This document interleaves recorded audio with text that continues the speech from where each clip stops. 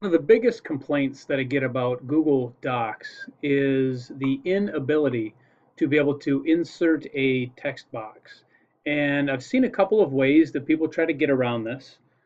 Under Insert, they choose Table and they just insert a single table, but can't move this around. Another thing that people have done is they've inserted a drawing. I can then choose a text box. I would make my size and say here.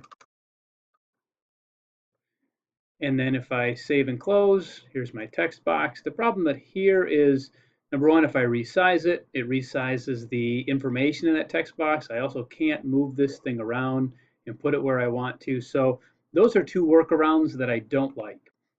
Two alternatives that I like that give me the ability to insert a text box and shapes. The first one is going to be Google Slides. Now, right now, the way that this is set up, it doesn't look like a piece of paper. I changed that by going into File, Page Setup, choosing Custom, and I can now set this up to 8.5 by 11. And this is now a sheet of paper. And you'll see here on my toolbar, I have the ability to insert a text box. I have the ability to insert an image, shapes, and lines. If I wanted to add a text box, let's say create a header right here.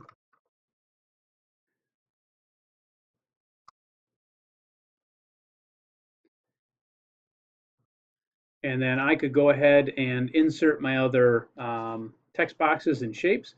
Another thing that I like about Google Slides is if I wanted a 3-page document, what I could simply do is I could duplicate these.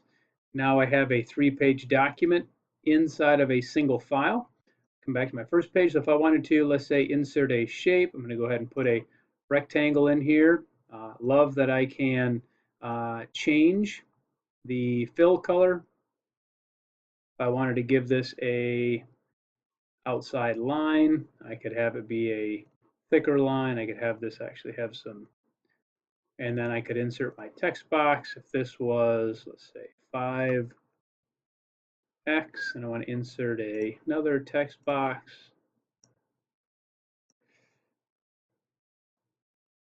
And then this acts much the same way that Word did before. So I could move all of these pieces around. So that's one alternative. Again, inside of Slides, it gives me the ability to do a multi-page quote unquote document. Another alternative that I like, which is very underutilized, is Google Drawing. And inside of Google Drawing, it's set up the same way that Google Slides is. If I want to come in here and go to Page Setup, I could choose Custom. If I wanted to make this a landscape drawing, I could do 11 by 8.5. I'm going to go ahead and set this up same way I did the other one, 8.5 by 11. Sometimes what you'll find is that the background will actually be transparent. It'll kind of have this little checkerboard pattern.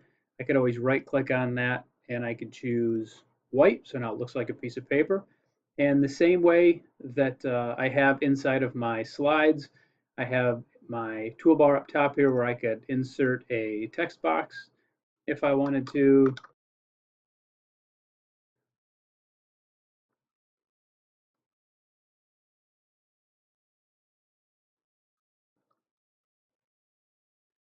Change the font on there. And then if I wanted to come in here, I could insert my shape, make a right triangle. I can go ahead and fill that with whatever color I wanted to, outline, have a thicker, and insert my text boxes.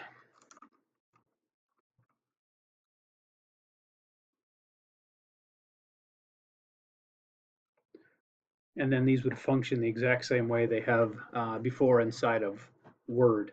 One of the nice features with both slides and with drawing is if I'm using Classroom, what I could do is I could insert each of these inside of my assignment and I could choose make a copy for each student. I could then assign that. They would each be given their own copy that they could add text boxes onto, fill out the information, and then submit it.